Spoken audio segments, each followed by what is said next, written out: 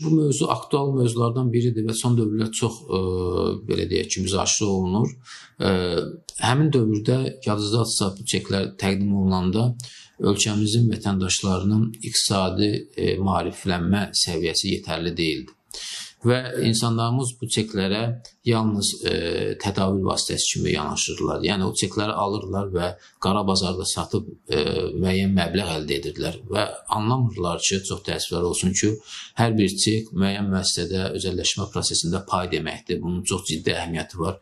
Bu gün qorunub saxlanılan çek 10 ildən, 20 ildən sonra, 30 ildən sonra daha ciddi şəkildə bir obyektə, müəssisəyə investisiya qoyulması üçün bir vasitəyə çevrilə bilər. Belə bir, onlar daha çox nağd şəkildə tədavülə üstünlük verirdilər.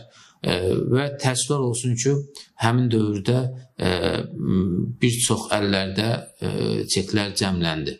Bu da həmin çeklərin məqsədə müvafiq istiqamətdə sərf olmamasına, işləməməsinə səbəb oldu. Hesab edirəm ki, bir orta bir yol tapılmalıdır ki, həm narazı qalan vətəndaşlarımızın problemləri həll olunsun, həm də dövlətimiz bu problemdən belə deyək ki, ağırsız çıxa bilsin və tərəflərin hər birinin hüquqları təmin olunsun. Hesab edirəm ki, yenidən bu prosesə baxmağa, yeni bir təşkil proqramı hazırlamağa ehtiyac var. İndiki situasiyada çekləri, kimdə çek varsa, hansı vətəndaşda hal-hazırda çeklər varsa, onları qoruyub saxlamaq lazımdır, nəinki satmaq.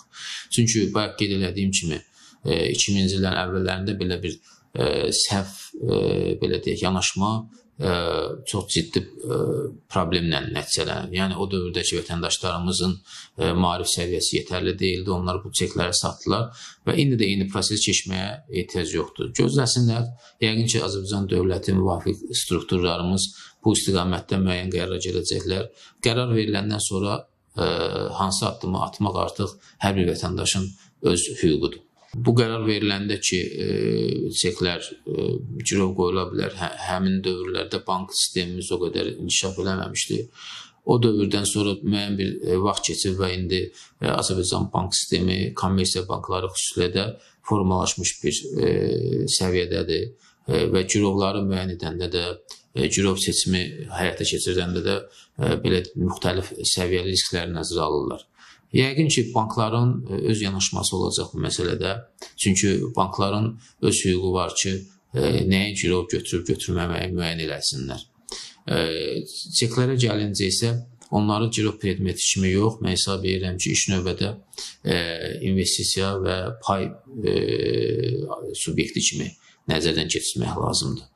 Yəni, çek hər bir vətəndaşımıza müəyyən özəlləşdirmədə, müəyyən bir prosesdə iştirak etmək hüququ verir.